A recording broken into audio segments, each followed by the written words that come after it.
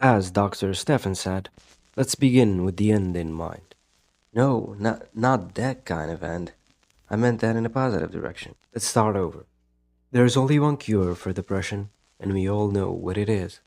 What? No, I'm not referring to jumping in front of the train. I was kinda aiming for the hopeful end of the tunnel thing. Whatever. Depression is a common and detrimental medical illness that negatively affects how people feel, think, and act.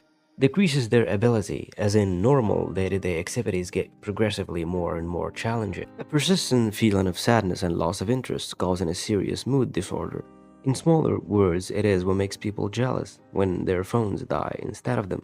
Depression first appears during the late teens to mid-20s, affects people of all races, ethnicities, and genders.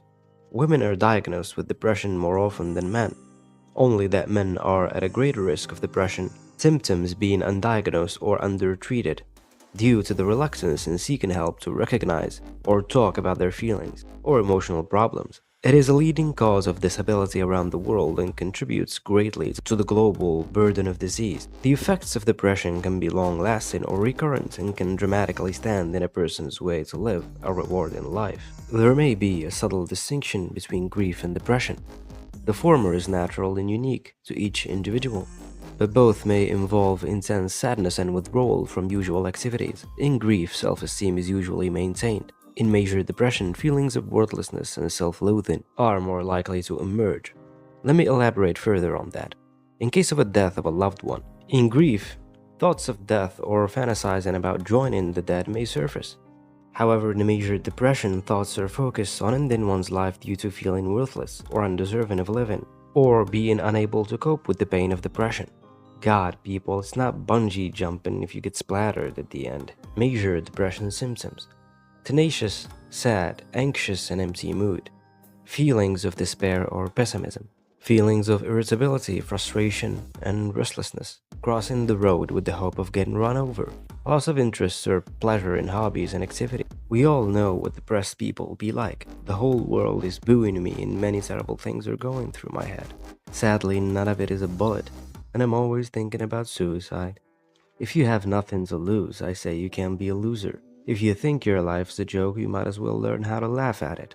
Don't get caught up in whether depression is an emotion or a state of mind. Just don't make it your lifestyle. It can be treated. The only requirement isn't if you have the will, you obviously do. It's a matter of choice. Researchers say it's always safe to assume that the estimated number of people experiencing depression, or any kind of mental sickness for that matter, is lower than reality, as many people don't seek medical help for symptoms of depression and don't receive a diagnosis. Here are some courses of action that can spur you to engage in healing. Maybe just daily morning sunlight. Promotes vitamin D production and boosts serotonin levels, and since depression prevents people from getting a bit of a shut-eye, a brief exposure can immensely help those of you who suffer from sleep disorders. A similar procedure would be light therapy, involving exposure to an artificial light source, usually in the wintertime when there's less daylight. The therapy primarily treats major depressive disorder with seasonal patterns and works on your biological clock by aligning your brain's 24-hour cycle, otherwise known as the circadian rhythm. While humor can be a cure for depression, it can contribute to the overall treatment. In the digital world, most people tend to be familiar with humor of this kind. Usually text overlaid on top of photos or funny memes related to depression or other mental health challenges can provide some comic relief. Funny posts in social media concerning depression may be quite beneficial to those living with the condition. It can help you experience relief and improve your mood.